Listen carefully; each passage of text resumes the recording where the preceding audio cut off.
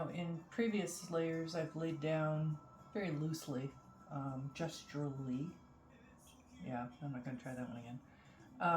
Lighter white tones. And so when I put the green glaze over these, I'm getting that variation in the undertones is affecting this coat. Just fits so well with new materialist philosophy. I just love sitting here thinking about that.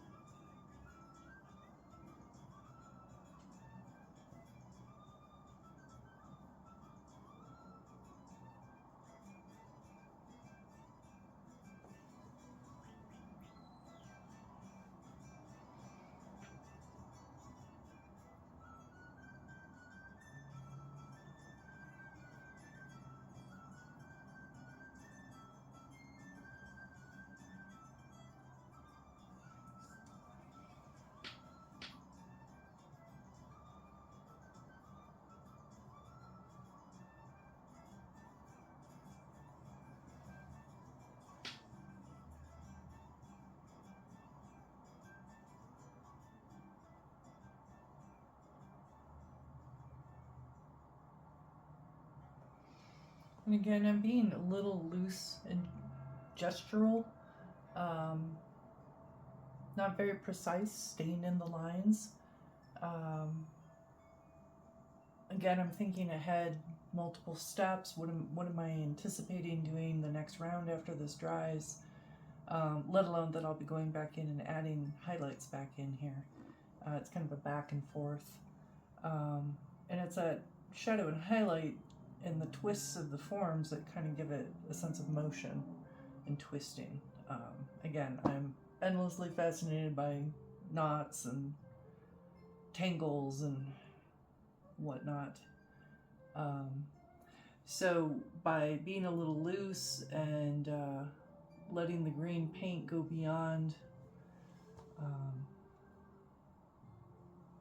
the form that's currently there and onto the background behind it, that's also at the end, after you put on a dozen or so layers, that's part of what it gives that intensity to the color, is almost like a vibration quality, rather than if I were very exact and precise and graphic in each thing. And again, that's why it's an emergent process. It's a back and forth, a responsiveness. So yeah. And then there's still a little bit of green paint on my brush. I'm just kind of dabbing it around, dropping it around different places. Where there's already a bit of green and I like it, I'm gonna bring it up.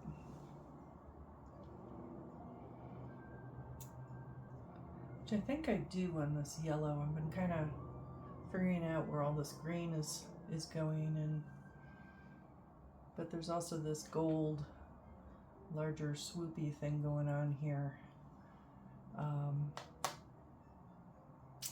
So yeah, I don't know, I might, I think I'll blend this and see. You have to step back again for a minute and think about what I want to do next. Now that all this green is on here, it looks completely different. It's a new painting. So yeah, we'll just kind of lightly blend all this, especially on a smooth surface like this. I really don't want heavy paint. Sometimes it's fun to put it on heavy and smear it around and all the different things it can do. I've kind of, as I've started using glazes more and more, I'm really trying to get away from that. If anything, I let it tack up and then kind of blend it back. So there are thicker and thinner portions of the surface, but